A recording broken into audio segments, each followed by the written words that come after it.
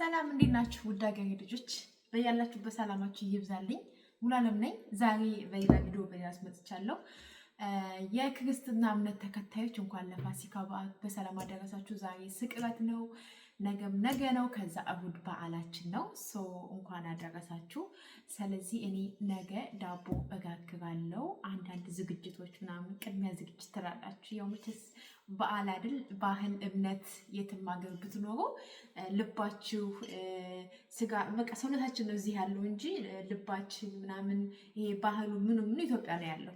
ስለዚህ እኔ ያው ዳቦ እጋግራለሁ። በዓል ሲሆን ዶሮም እሰራለሁ፣ ዳቦ እጋግራለሁ። ግን በዓል ብቻዬን ሳይሆን የማከብረው ከጓደኛዬ ጋር ነው። ግን ቢሆንም ደግሞ እኔ ዳቦ እጋግራለሁ ብዬ ይኸው ዳቦ ልጋግር ነው። እዚህ ጋር ዱቄት እንትን ብዬ ነፍቼ ምናምን አዘጋጅቻለሁ። ምን እንደምጨምር አሳያችኋለሁ። ያው ሁላችንም የተለያየ ባህል እንትን አለን። እዚህ ጋር እርሾ ትናንትና ማታ በጥብጫ አድርጌ ግዴታ እርሾ ያስፈልገናል ማለት ነው ዳቦ ስንጋግር። ከዛ እንደዚህ ይሄን ጨምራለሁ። እጄን ታጥቤያለሁኝ። እዚህ ጋር እርሾ አለኝ እና ጨው ጨምራለሁ ማለት ነው። ጨው በግምት ስላላችሁ። ከዛ እዚህ ጋር ስኳር አለኝ። ስኳር ብራውን ስኳር ነው የምጨምረው፣ ግን ትንሽ አያሰማም። ብራውኑ አያሰማም ብዙም፣ ግን እኔ ብዙም ዳቦ ላይ ስኳር ሲበዛ አልወድም። እዚህ ጋር ኖርማል ዘይት የለኝም፣ ግን የወይራ ዘይት ነው የምጨምረው። እኛ ቤት የወይራ ዘይት ነው የሚጨምረው ትላላችሁ። እና ከዛ እንደምታዩት ዳቦዬን አቦካለሁ ማለት ነው። በደንብ ሽት አደርገዋለሁ። ያው ነገ ጧት ነው የምጋግረው፣ አሁን ይቦካልኛል።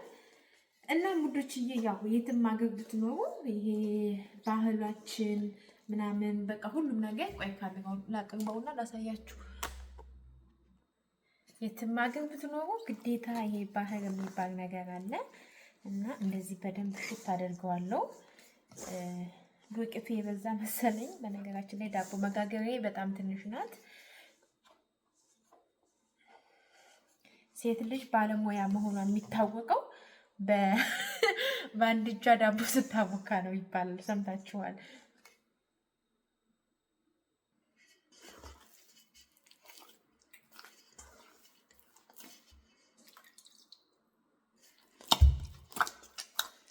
በደንብ እሽት ማድረግ አለባችሁ።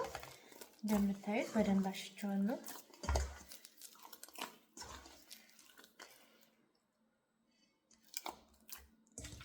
እንግዲህ እንደምታዩት እንደዚህ እሽት አድርጌዋለሁ። ዳቦ እንደዚህ ልስልስ ማለት አለበት ውስጡ ፍፍት እንዲልላችሁ።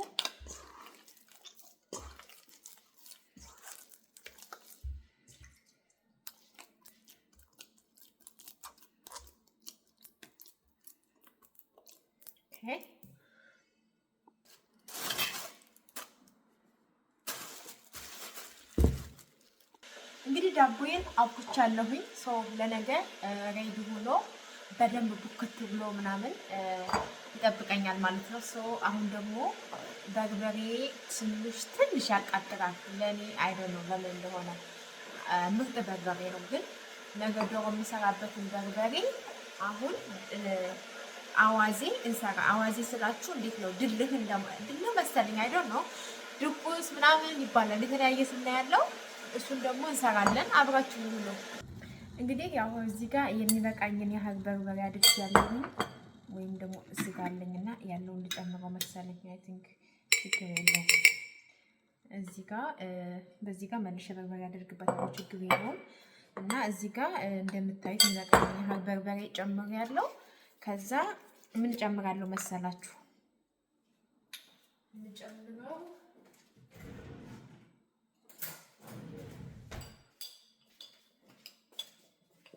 እዚህ ጋር ጥቁር ቅመም ማለት ነው፣ የኮረሪማ ነው የምጨምረው። እኔ በጣም ነው የምወደው ኮረሪማ፣ በጣም ነው ሙቼ ነው የምወደው በነገራችን ላይ። እና ትንሽዬ ዘይት እጨምራለሁ፣ ምክንያቱም ዶሮ ስንሰራ በደንብ አያቃጥርም። እውነት ለመናገር ማለት ነው። ውይ ይቅርታ ማንኪያውን አደረኩት ማድረግ አለብኝ። ኦኬ ኦኬ ምን ይሆናል ማንኪያው ችግር የለውም። ከዛ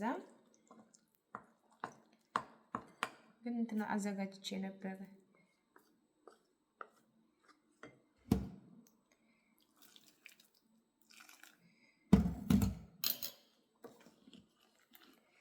ምክንያቱም በሙቅ ውሃ እንትን ሲል አያቃጥርም እና እኔ በርበሬ በፊት ችግር የለብኝም ነበር። በርበሬ በጣም እያቃጠረኝ ነው። እንደውም ማለት በርበሬ ጨጓራዬን ምን እንደሆነ አላልኩም፣ ምን እንደሆንኩኝ አጣኝ። ግን እንደዚህ አድርጌ ትንሲር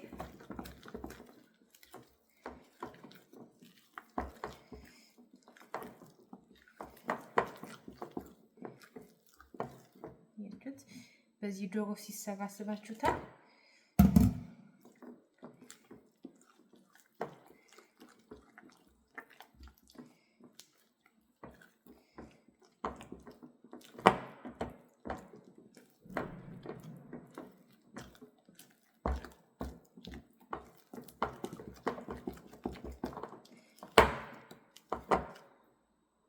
እና እንደምታዩት ቆንጆ ሆኗል።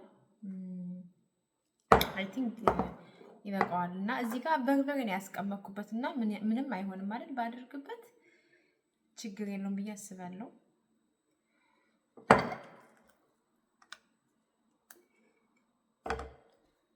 ኦኬ እንደምታዩት እንደዚህ ሆኗል።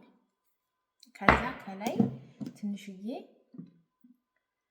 ዘይት እንጨምራለን ማለት ነው። ጥቁር ቅመሙ ስለጨመርኩኝ በጣም ነው የሚጣፍጠው። ጥቁር ቅመም ነው ኮረሪማ ቆንጆ ነው ያደረገው።